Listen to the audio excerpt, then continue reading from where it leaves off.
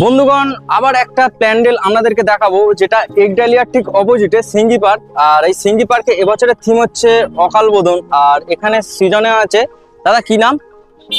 হ্যাঁ, সুদীপ্ত সুদীপ্ত মাইতি।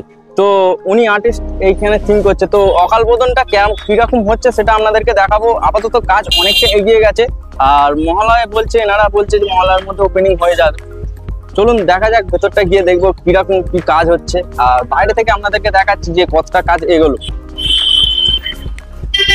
দেখতে পাচ্ছ এখানে দাদারা কাজ করছেন, পেপারেও দাদারা কাজ করছে অলরেডি। তো এটা ফ্রন্ট হবে, ঠিক আছে।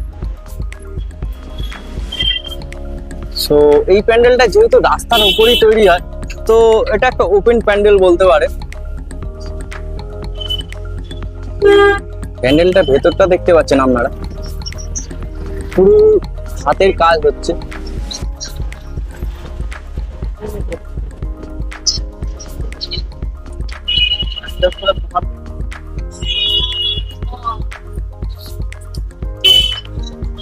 আর্টিস্ট দ্বারা খুব জোরসোর করে কাজ চলছে, অলরেডি করছেন এনারা।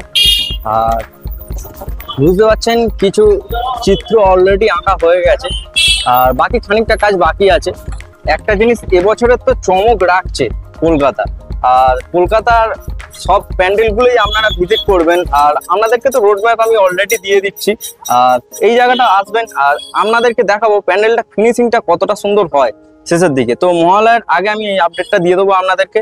তো চ্যানেলটা ফলো করে জুড়ে থাকবেন, আর ভিডিওটা কেমন লাগলো অবশ্যই কমেন্ট করে বলবেন। আর দেখা হচ্ছে নতুন কোনো আপডেট নিয়ে। চলুন, টাটা।